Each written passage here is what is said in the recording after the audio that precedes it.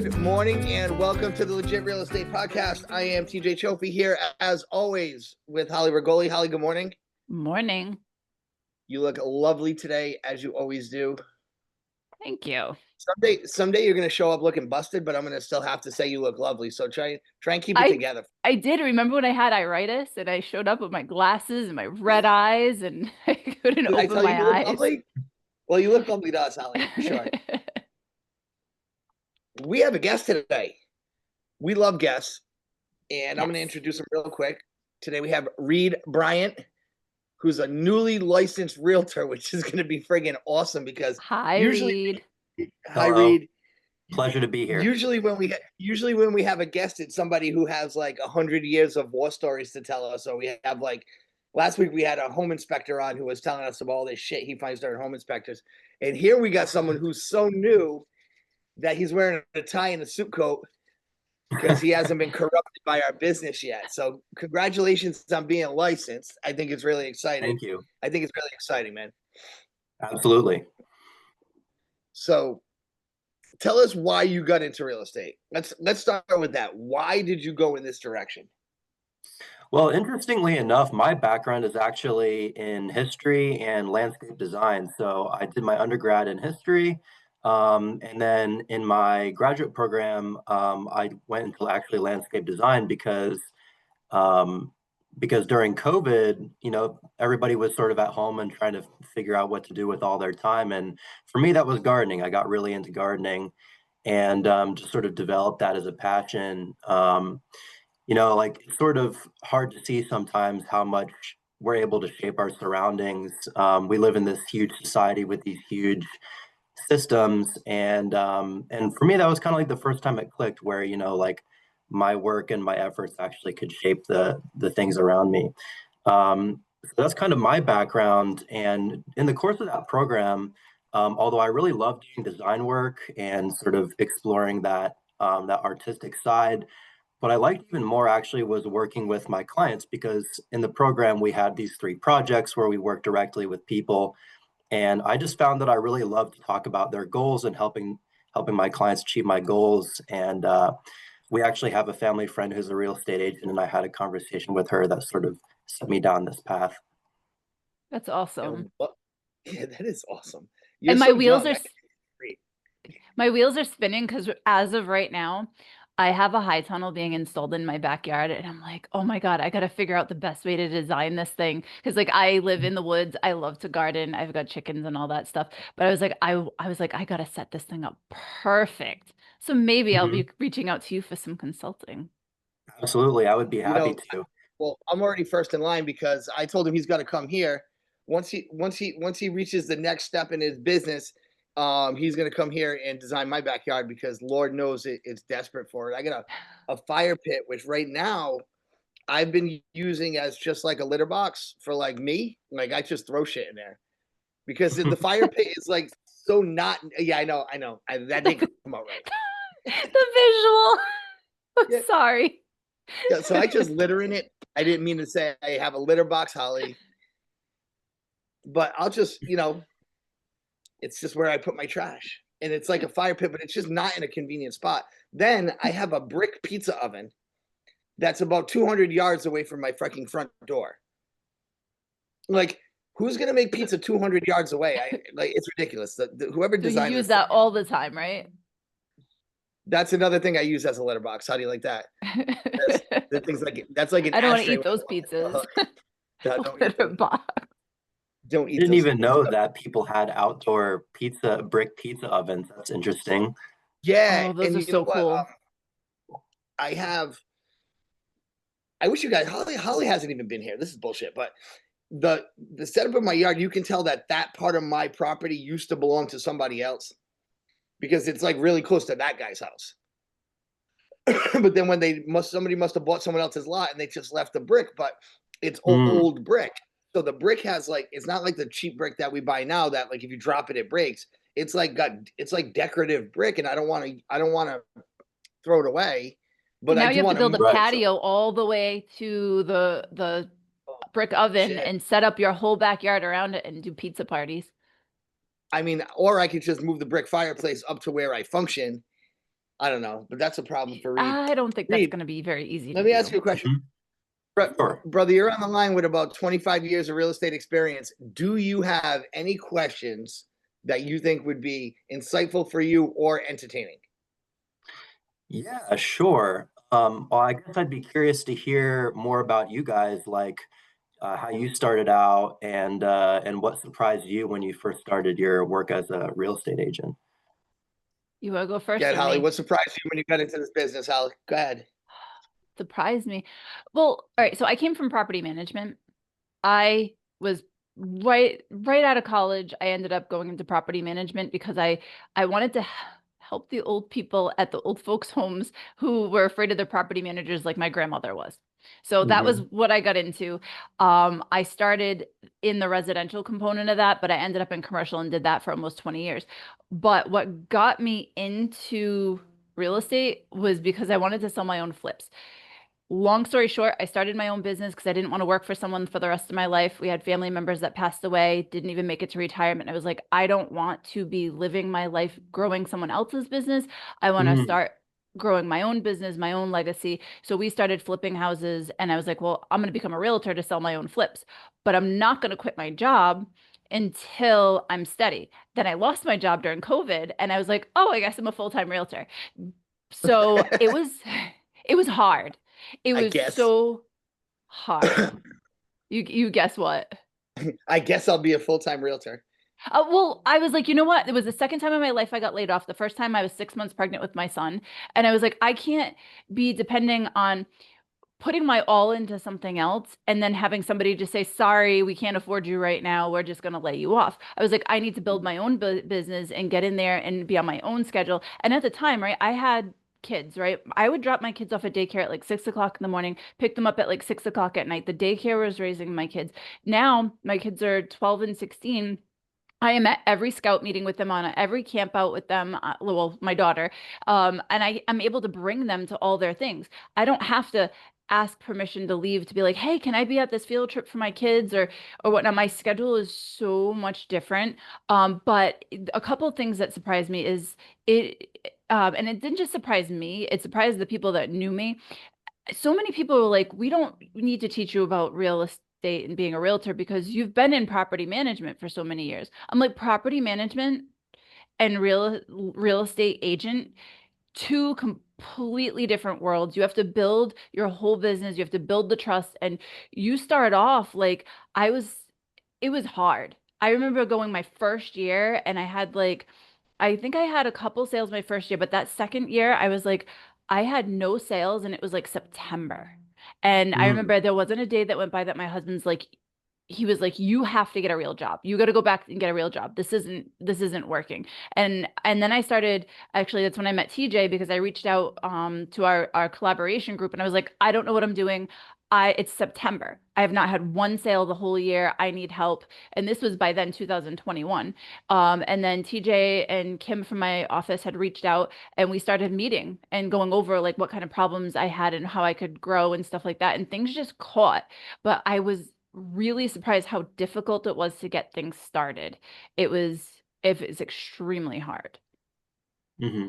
I feel like a lot of people have that problem, or they don't realize how hard it's going to be to the first. That's why the failure rate is like 5 years, because the beginning is the most difficult part, and so you're in a good spot because you're not coming in with the pressure of like wife and kids. Right. So when I came in, I had a baby on the way, so it's easy for me to know when I got licensed because my first son was born like the he was born May 14th. I got my license May 1st of the same year.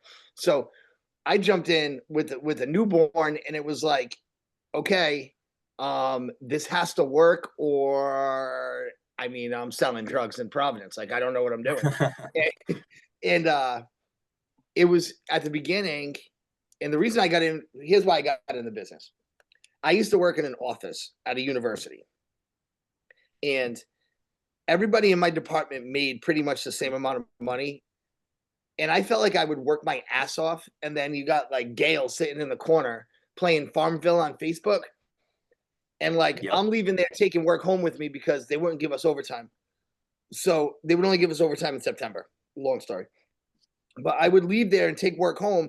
I'd be doing work on the bus on like fucking Gail like leaves. She shuts her computer off at like 3 o'clock and then like goes upstairs and chit chats. So I was getting frustrated with. I wanted to be in a business where the more I do, the more I make, because that really was frustrating to be paid the same as old ladies who didn't do shit. But Mhm. again, that beginning was kind of eye opening. I had to do a lot of stuff to keep like food on the table. I used to referee like 16 basketball games over a weekend. Um, I was younger and skinnier then, but yeah, man, that's how I got in. Mhm. And then the rest is history. But it is a fun business, and you're gonna find that like you see shit that you just never thought you would see. Like the way people live is like Yeah. wild sometimes. So we get into that a lot on this podcast, is how crazy it is with the way Yeah. people do things. I'm looking forward to it. Well, it sounds like between the two of you, you have different but also like similar reasons where you're both looking for like more freedom, but also like more, command over your own work and like having the kind of lifestyle that you want. And I definitely relate to that. I would definitely struggle if I had to work in an office. So It's um, it's it's hard to picture going back to working like sitting in that like that mhm, cubicle I was sitting in. I remember they would give awards. Holly, I don't know if any of your companies ever did this, but they would give you like awards once a year. They would do like an employee appreciation day, right? Mhm. And they would give, I don't know, one year we got an umbrella, one year we got like a fucking lunchbox. Anyway, thanks a lot. But they would award these people for years of service, and it was crazy because some people would be there for like 35 years, and like doing 35 years. I used to do payroll. 35 years of doing payroll and sitting in one seat. And I would just look and I'm like, you spent your whole life in the corner of a building. Like our buildings at Johnson and Wales were, put it this way, the building I worked in was called Plantations Hall. That's how old it is. You could never name anything Plantations Hall in 2025. Like, you just couldn't do it. But we worked in Plantations Hall, and that in Plantations Hall on the fourth floor in the corner for 35 years. And I'm like, I can't. Like, I just can't. Like, mhm. I need to like have, you know, I hope my wife doesn't watch this because she's been sitting in the same cubicle. At least she has an office, but she's been sitting there for 20 years. Like, damn, I can't. I could go nuts. Yeah. And Yeah. Yeah. I didn't have like, granted, I was running around to different properties. I had like a big property in downtown Providence that it was my main building for a very long, for like 10 years. And so but I was in and out all the time, like on the roof, I'm on the, it wasn't like was stuck at a desk. But my whole thing was, it's like, I looked at the people that I was servicing, the people that I was working for, and I'm like, wow, I'm like, I'm running this 400,000 square foot building where like one tenant's rent is like, I don't know, 25, $30,000 a month. And I'm like, I can be doing something for myself and building my own family because like, and this just happened recently. We just lost somebody else. Um, Life just goes by way too fast that like another person, they were getting ready to retire in November, getting all their affairs in order, and then we found out they had cancer in June and she passed away Labor Day weekend. And I'm like, for what? For what? All the 401k she had saved up and everything, her son had to come. We had to get it. Like it's all going, like she never got to enjoy anything. I'm like, I want to be able to enjoy life now. Like, so now, like, we'll plan trips and I get to go places with my kids. Like, we go whitewater rafting usually once a year. We just planned a trip to Spain and Portugal next year. Like, I don't have to ask for time off. I just managed to get the coverage. I can be on vacation this summer. I was in Arizona for almost a week and I'm like, we'd be traveling to different places. I was working in the car and then I was working at night and I was able to still be on Notice, vacation and still work. yeah. That is one difference though, is when we're on vacation, the first thing you said about your vacation was when you stuck in hours. Like I was on vacation, but when my kids went to sleep, I would work. But I don't mind that because it's like, if you've ever watched read was it the 4 Hour Work Week book over here, was it Steve Ferris, Timothy Ferris, where they teach you, you learn that this is what you have to do, and you get all your stuff organized, and you can make things work. You have systems in place and make it work. Granted, I would probably work 80 or 90 hours a week because of fitting things in, but I don't keep I don't keep track of that so much. I love the flexibility. I really do. Mhm. Reid, real quick on that. Remember, during COVID, when everything was shut down, we went to New Hampshire because New Hampshire is a free state. So Mhm. we were up there having fun, and the only thing that was an inconvenience was the hotel's business center was closed because they didn't want people sharing like the computers and shit. So, of course, when my family went to bed at night, I drove 3.5 hours home so I could like write offers and shit, and then drove 3.5 hours back, and they never even Oh knew I my was gone. God. And you didn't take that time to realize that you could have just gotten yourself a laptop? I don't like laptops, and I don't have one, and I refuse to use. I had Crazy to thought buy one. there. I had to buy a laptop to show it to Dean because um, Dean never tells me to do anything. I have free reign over whatever the hell I'm doing. I'm self-employed, and we're sitting down one time, and he's like, "Listen, you got to have a laptop." So I bought a laptop. It's upstairs. That thing's still in the box, but I Dude, have it to show him. I sent him a picture. I bought a laptop, and it's just sitting up there because I don't like them. even a Chromebook, something. You'd rather drive 3.5 hours each way just to write your offers rather than have a laptop Yeah, or a I Chromebook wouldn't be or able to tell. Reid, you have a laptop. You take it with you everywhere. Yeah. Mhm. Yeah. I do. yeah, Yeah, it's convenient, it's portable. I don't see why you wouldn't want one. TJ, you're crazy. Like I have a Chromebook. I had a bigger laptop and now I have a desktop computer at home, but I use Google Drive for everything. So it all interconnects. So I have a Chromebook. I take all my notes on it because as TJ saw one day when we were sitting on the side of each other, my handwriting is crap. So I use it for everything. Holly took notes. I couldn't tell if it was like my second grader or hers. Like I was gonna grab the notebook and be like, "How'd Lucas shit get in here?" Reid, you excited about this journey? You nervous about anything about the journey of real estate? Are we scaring you by telling you we're driving back from New Hampshire and working in Arizona?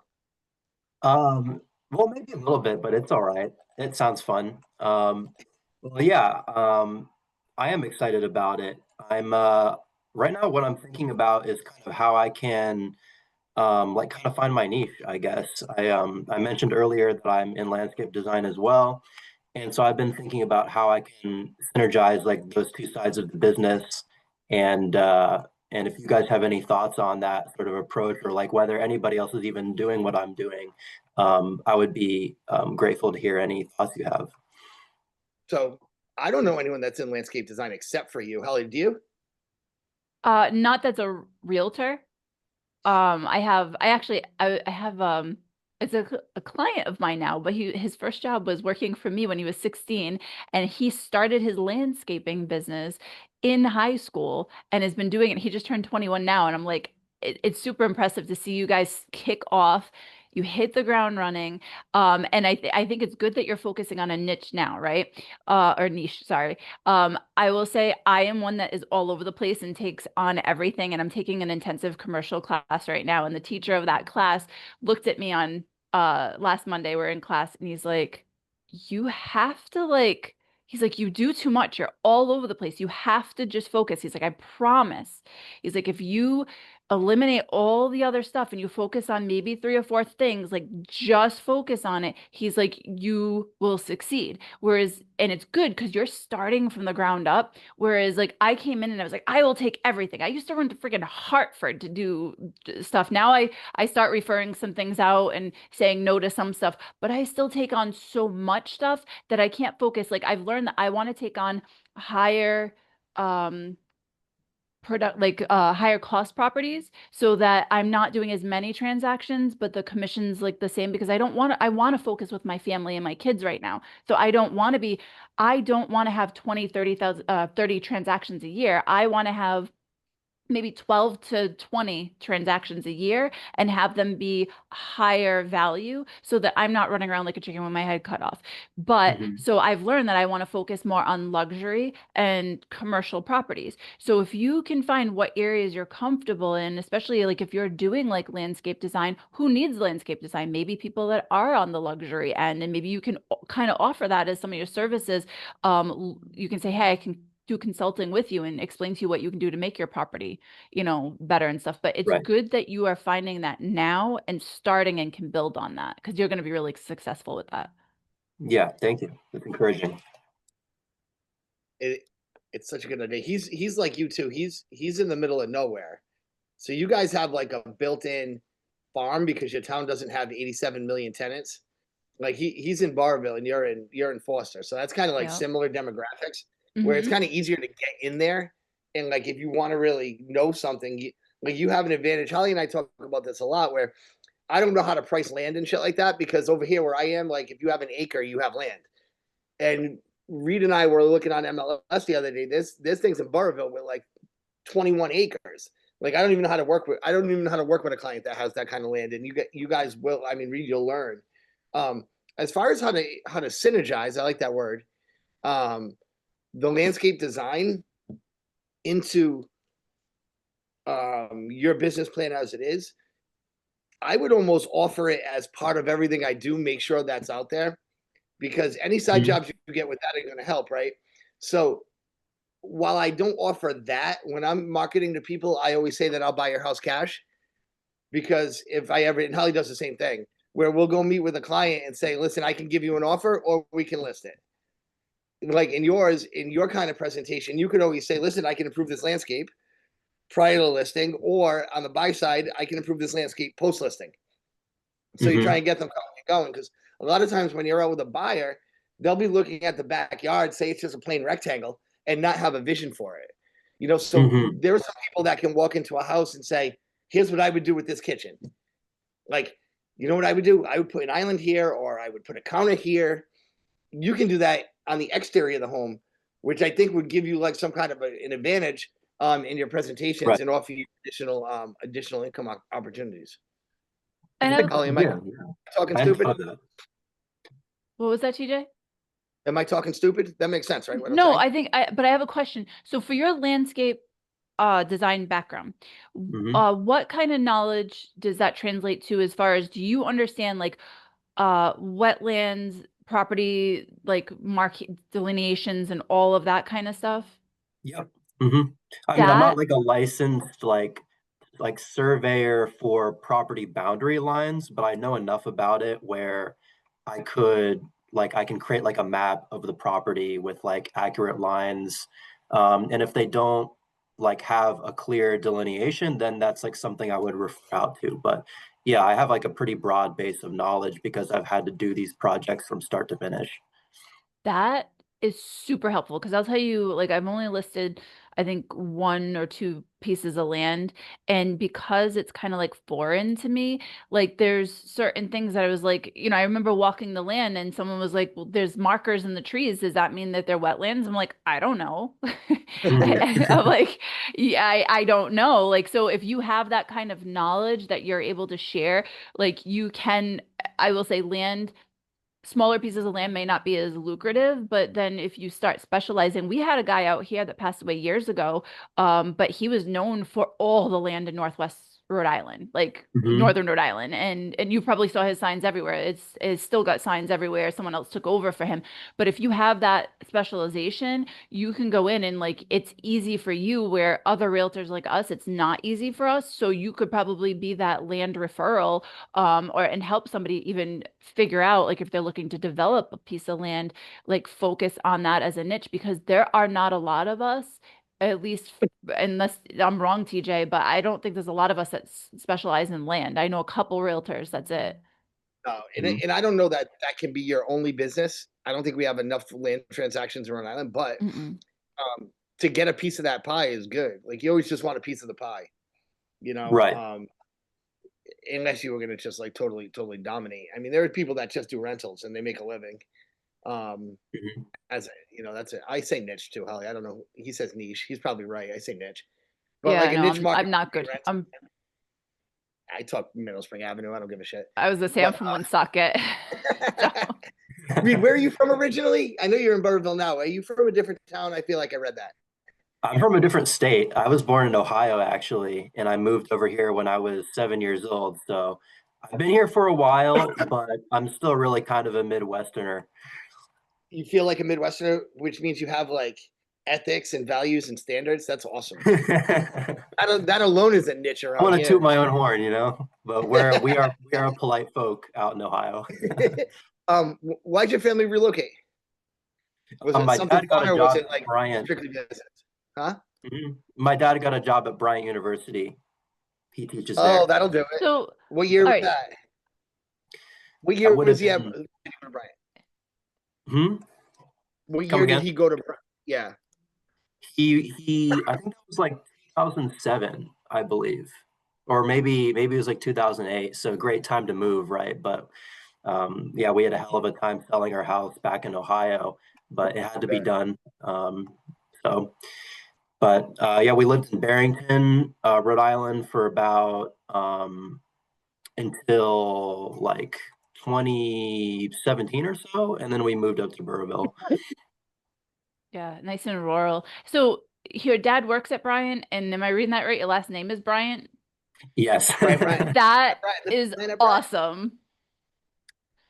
That is People always awesome. ask me, like, do you own the university? I'm like, yes, I do. Yeah. I'm a Yes, I very do. powerful person. I do. That's why I'm sitting in this classroom. I own Bryant. My wife went to Bryant, which Really? she's more than happy to bring it up when she feels like she's smarter than me. When she does something stupid, then I point out that she went to Bryant and she should get a refund. But we have a lot of fun Right. at the expense of Bryant. My That's niece is there. funny.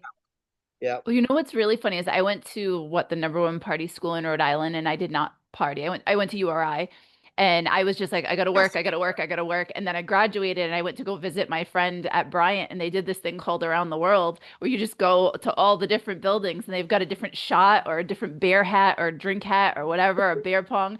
I was like my one night of college fun after graduating from like a party school that I never partied at.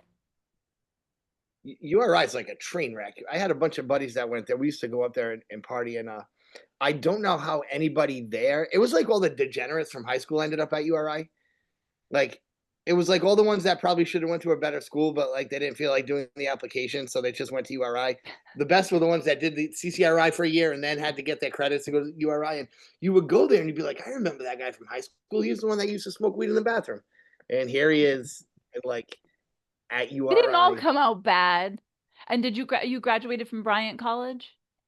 Yep, I graduated from Bryant. Although I missed all of like the incredible new construction they're doing, so I'm a little bit bitter about that. Maybe I should have stayed an extra, few years to be able to enjoy that. But yeah, and also the COVID era, that was crazy too. It's kind of an interesting time to be in college. Oh my I can gosh. imagine. I I can can imagine only that it was an imagine. interesting time to be in real estate too. Let me tell you, the Oh, I ones who bet. were, I made so much money during that because I like I was in denial about the whole thing. Like I just didn't care. And I would take people showings because people didn't want to meet with buyers. I would hold open houses because people didn't want to be in crowded houses. I mean, I made more money during COVID than I did in any other window of my career, and it was just because I was just out there. And it turns out it really didn't kill me. So that's good. Well, that's That's good. You're still with that's a us. positive. Yeah, the vaccine killed my brother, but at least COVID didn't kill me. Don't make that face, huh? It's all right. We're just living in laughter. So, Reid, we have about 10, 15 more minutes. I want you Mhm. to ask away, mostly ask Holly, what your biggest concern is about your first like 2 years. My biggest concern with getting started is just like getting leads and like building those initial connections. Because like once you're established, you have like sort of a pipeline. But right now, I'm not established. I don't have a pipeline, so I'm really like kind of starting from scratch in some ways. I guess that would be like my main thing that I'm trying to figure out. I'll Holly, how say did you start? it's How did you start? How did you build a pipeline at the beginning? so I started with my sphere. That's what I always say is your sphere, right? So being that you're on the younger end, you're going to reach out to every single, well, you're also, is the rest of your family in Ohio? Or is it just your immediate family here? It's only my immediate family, yeah. So like, I don't have like a bit like a huge network here in Rhode Island. So the way I had started was basically from my wedding list and I built it.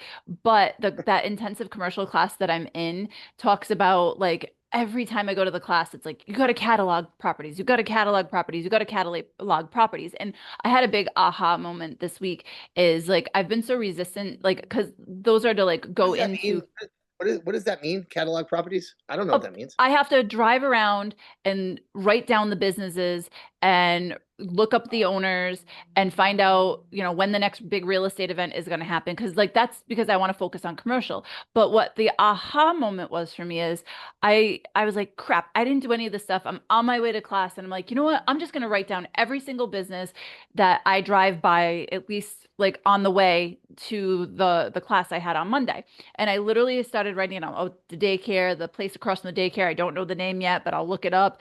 The, you know, the liquor store, this or that. And I'm like, you know what I can do? I'm like, it doesn't have to be that I call them and say, do you need help leasing or do you need help? Like, when are you selling or are you thinking about selling? I could literally put together a packet of stuff with goodies. I have these really cool magnets that I made that I absolutely love that have my information on it with a QR code, but they've also got like a picture of a cow with the different cuts of meat, the poultry, the pig, the cup conversions, and like something useful, right? I might not drop that one off at the businesses, but I want to put together a packet with my information and say, listen, I'm your local realtor.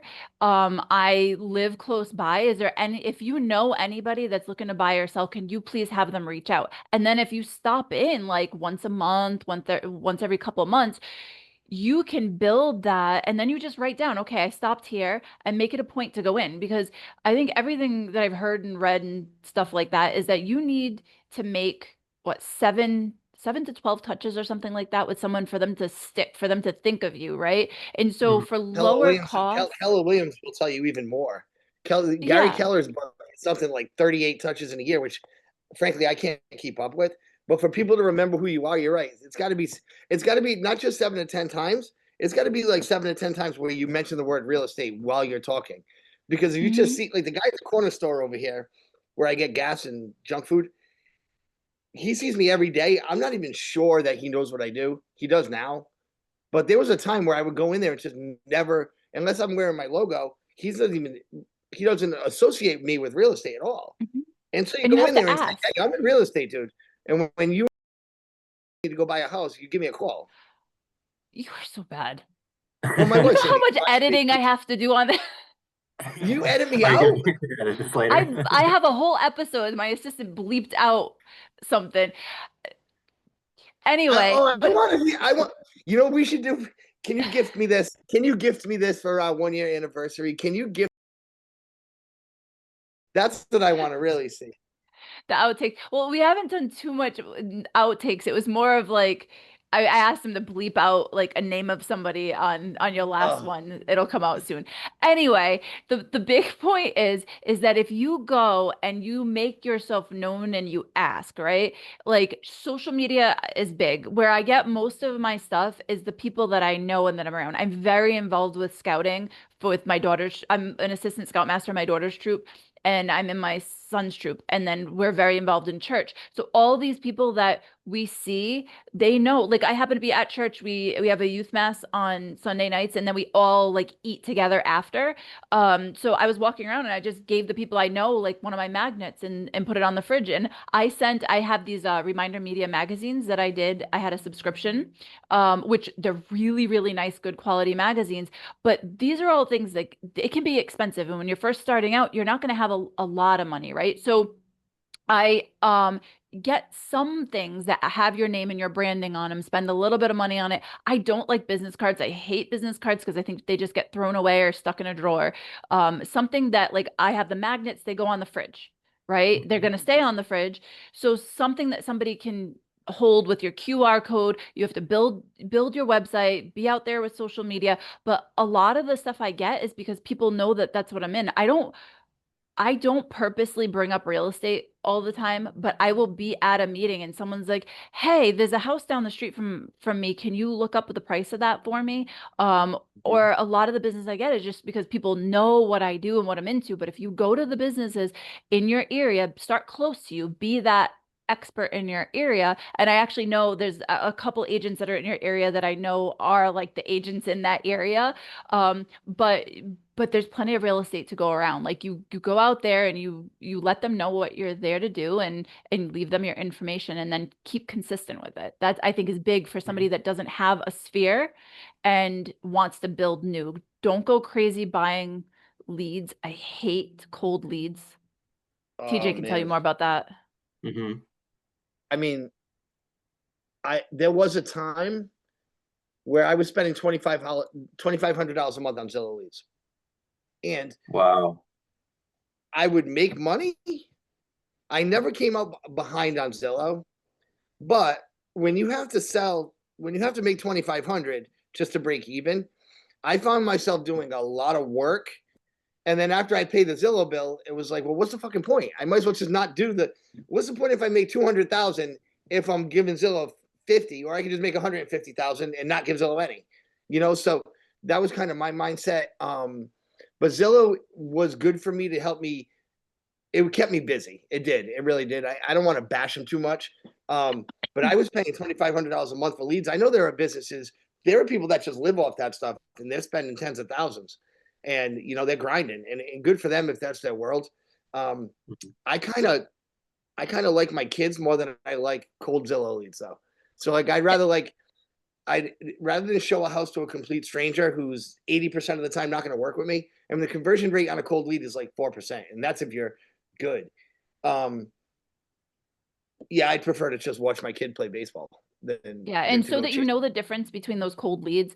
So, I haven't done Zillow, but I'm pretty sure the way this works, and TJ, correct me if I'm wrong, like if you're looking at a house on Zillow and you just click, it shows like, a few realtors that are down there, you click on them and they like reach out to you. So you're having somebody that's just browsing. They might not be pre-approved. They might not be serious. They don't know what they can afford. You make it a good one but they're also like they're not committed to you right now. The better leads are the people that you get because they're either a repeat customer or they're a referral because you did such a good job that somebody referred you to them, or they know you from the community and they know you're a good person and they trust you and they're gonna be committed to you. Like those are the ones I personally A like. question. I have a question. This doesn't pertain just to Reid, but to other people. Holly, what is your success rate at meeting buyers at open houses? Do you find that as a important part of your business or no? I prefer to give the buyers at open houses to my mentees and the people that are covering the open houses for me. I I don't pick up a lot of buyers from open houses.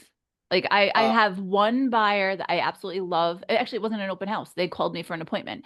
I I'm not big on that. And some and people are that's really just me. some people are really good. Some people are less good. That's why I asked you. Yeah, Um, and it's not that I try. I literally just people are going to be cringing on this. I don't try. I give them to the people that I'm trying to help grow. Fair enough. I feel like a lot of people take that approach too. Um, and I think, and that was one of my first recommendations when I met with Reid, was find people that want you to do open houses. Most people will let you do it on your own. Almost all the time, they'll let you have the buyer leads, like Mhm. almost all the time. And it does a couple of things to me. When I was a new agent, it gives you work to do. It gives you somewhere to be, something to do, because in this business, no one's gonna help. No one's gonna tell you where to be. So I would be happy to have appointments on the weekends. Like I have to work. Like I get to. Otherwise, a week turns into 2 weeks. 2 weeks turns into I took the summer off, and now you're unemployed. Mhm. So, one, two, you can get like lucky, like real lucky at open. I've gotten lucky where I met the guy there, and he wanted to go look at another house tomorrow, and he bought that one. And I feel like if you do, plus it gets you. The third thing is it gets you more comfortable describing a house. Sometimes it's not even able to describe it. It's listening to more experienced realtors talk about things with their clients. Like there's a lot to gain from listening to someone who's shown a million houses talk to their clients about features, benefits, and defects. And I felt like Mhm. I always got a lot out of that, where I would listen to an experienced agent and be like, okay, where he would say, oh, that could be there's evidence of water damage over here. And I would look and say, okay, that's what evidence of water damage looks like. Because some shit's not really that obvious. How you feel what I'm saying? Yeah, I definitely think it's helpful for new agents to do open houses. And like I said, what I'll do is I'll offer my mentees to come and do an open house. Usually I'll do the first one with them. And any buyers that come in, I have them call them and follow up with them that are unrepresented. And then if I have another open house at that house, whoever was with me, I'll say, do you want this one? You get to keep the buyers. Sometimes, if it's a very productive, busy day and they get a lot of buyers, then that's great. Sometimes if it's like empty and there's not a lot of people, then I'll also pay them. Or sometimes I'll do both anyway. Just it's the good experience that you get. Plus you get to be in houses and you get to see different things about different houses. And you get a little guidance. We have a lot of great agents that will take you by the hand and they're willing to work with you and teach you. Hmm. Yeah, I've been We staying. do have. I've been checking the Facebook group we have, and offered to cover an open house for one lady, and she may or may not be interested. We'll see. Yeah, that's good. We'll talk off the air. You can tell me who it is, and I can see if I can help. Sometimes when you're like super super new, depending on there are certain people who are very protective of their clients, like or they have clients that don't want another person to do the open house. I've had clients like that where it's like, well, I'm paying you. Why are you going to have Holly come do the open house? And I spit the team bullshit like, oh, Holly and I are a team. Find that in writing. Good luck. But if I needed to show a house in Connecticut, I would call Holly. So I don't understand what the difference is. If she's going to show your house, what's the point? She's opening the door. So you'll have some success. Sometimes it's just a matter of how many people you reach out to and the timing. But Yeah. we're going to How talk would you about it later. recommend Holly, I reaching know we out have to to? wind down. Okay? Gotcha. I guess one more question. Yeah, like how would you recommend reaching out to other realtors to ask for an open house in like a polite way that's not, coming at them like I need help. I like please give me work to do. Like Oh, how to go that's about that. easy. You're gonna put posts constantly and just say, "Hey, I'm free this day, and this day. If anybody needs any open house coverage. Hey, I'm free if anybody needs any open house coverage." And Gotcha. it's you just post it out there. And I don't know if you can do it in the group, that particular group, but I know like there's a way to get everybody to look at a post is like I think tagging or putting it at everyone or something in it. I can't Mhm. remember how that works, but I know that can be kind of annoying, but if you post it out there and people are looking, but most of the time it's keeping an eye on that feed and seeing if somebody's looking for it and then reaching out to them as quickly as possible. Okay, gotcha.